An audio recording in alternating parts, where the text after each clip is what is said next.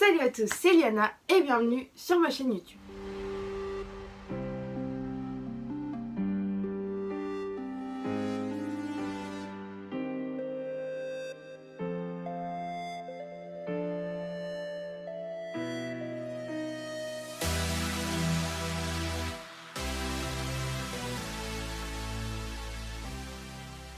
Dans la vidéo d'aujourd'hui, on va parler des dieux égyptiens.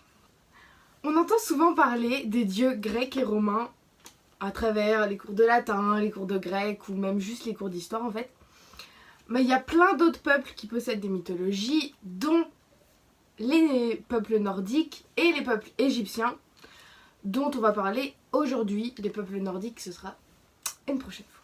Tout d'abord, juste parce que je trouvais l'info intéressante, pour un peu de culture générale, le terme égyptien pour dire Dieu, ça se dit Nedjer, je mettrai comment ça s'écrit là. Et pour le féminin, donc pour déesse, c'est Nedjeret. Voilà, je trouvais juste ça sympa à savoir, c'est tout. Ça n'a aucun intérêt pour la suite, mais je trouvais ça sympa à savoir. Alors, il faut savoir que chez les dieux égyptiens, il y a des milliers de divinités, donc bon, la vidéo sera un peu trop longue si je les exposais toutes.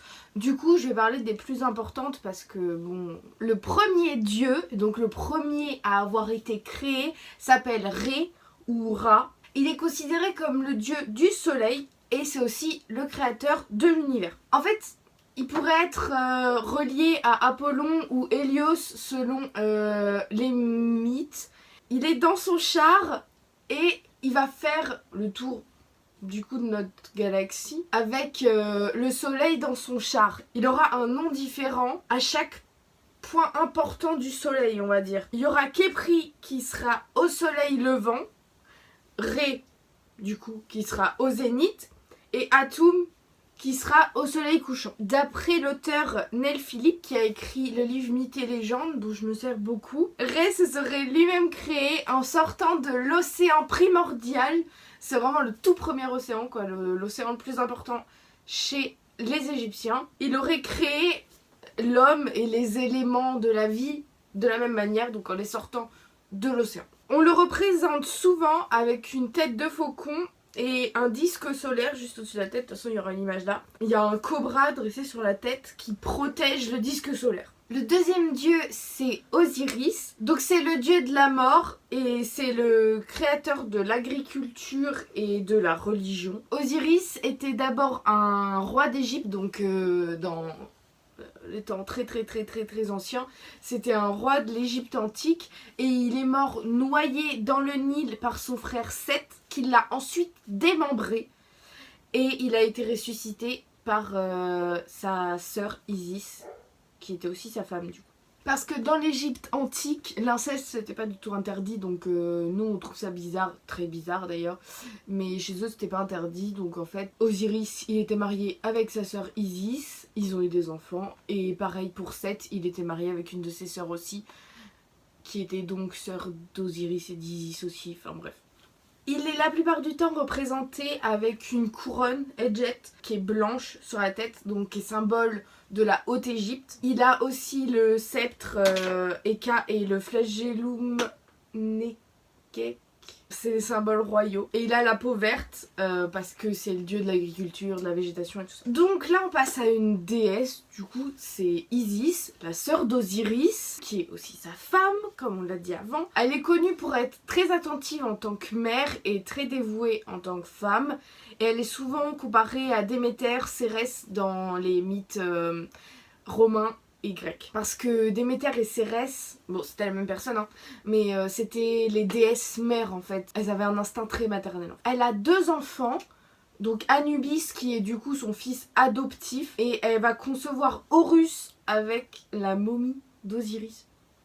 C'est un truc bizarre mais c'est comme ça que ça s'est fait. Enfin, selon les mythes, c'est comme ça que ça s'est fait bien sûr. Elle est souvent représentée assise sur un trône avec une perruque et un disque solaire sur la tête. Et le disque il est entouré de cornes de vache. Parce que la vache c'était son animal sacré. Ensuite on a Seth qui est du coup le dieu du mal, des tempêtes et de la violence. Yes. Qui est le frère d'Isis et d'Osiris.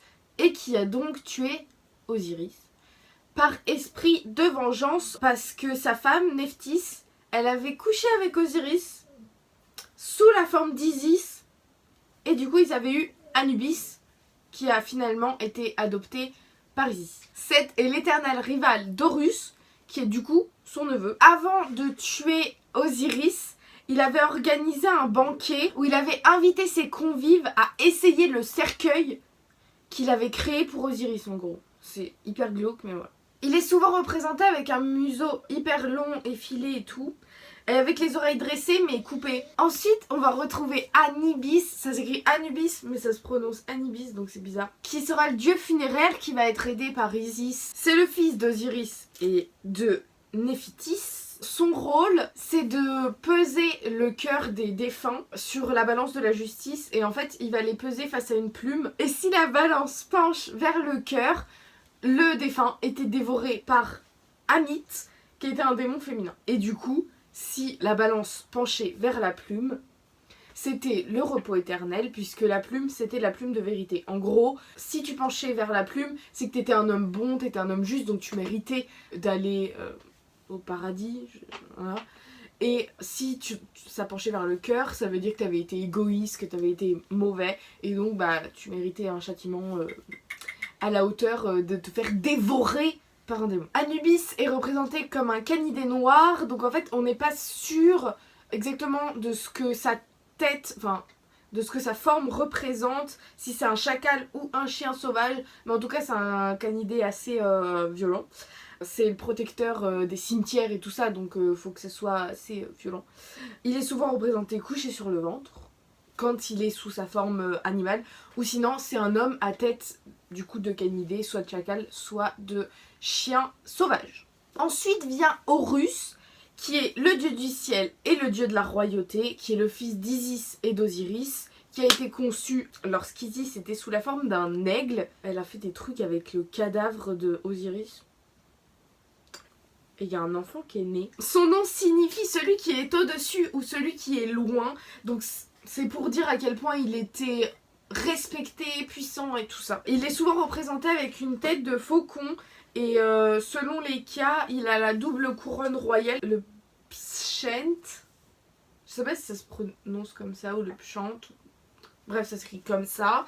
Le faucon, c'est un animal super respecté à l'époque. Donc, vu qu'il est représenté à la tête de faucon, ça veut dire qu'il était hyper respecté. Horus et Seth, donc neveu et tonton, sont en rivalité éternelle parce que, bien évidemment, Horus en veut à Seth d'avoir tué son père. Et puis, il y a plein d'autres explications. De cet affrontement est né un enfant. Faut pas chercher. Dans les mythes, il y a des gens, ils naissent d'un peu partout. Des fois, c'est juste de l'esprit.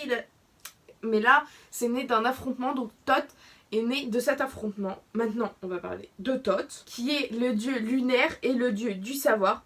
Donc, il est surnommé le seigneur du temps parce qu'il va gérer tout ce qui est cycle lunaire et tout. Donc, c'est lui qui décide s'il fait nuit ou s'il fait jour et qui décide de toute la temporalité. Il est souvent représenté avec une tête d'ibis ou une tête de babouin. Maintenant, ça va plus être une liste parce que j'ai pas beaucoup d'explications sur chaque, mais c'est des dieux que j'ai trouvé quand même important de citer. Il y en a plein d'autres, comme j'ai dit au début, mais ceux-là, j'ai trouvé quand même important de les citer. Après, voilà, il y en a une ribambelle, quoi. Ensuite vient Maat,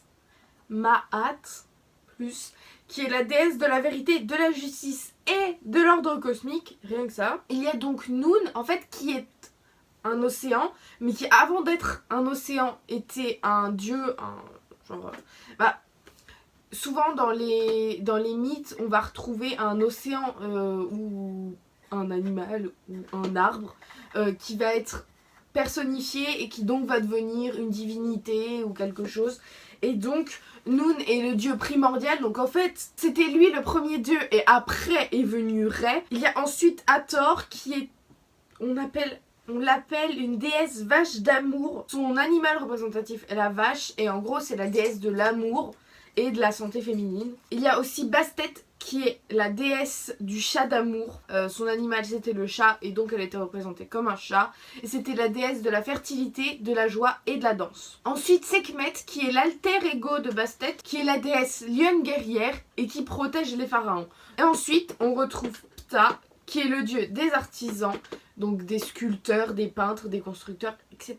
Donc voilà, c'était tout pour cette vidéo sur les dieux égyptiens. J'espère que vous avez pu trouver des réponses à vos questions. Si vous en avez d'autres, n'hésitez pas à me les poser dans les commentaires. J'essaierai d'y répondre au maximum.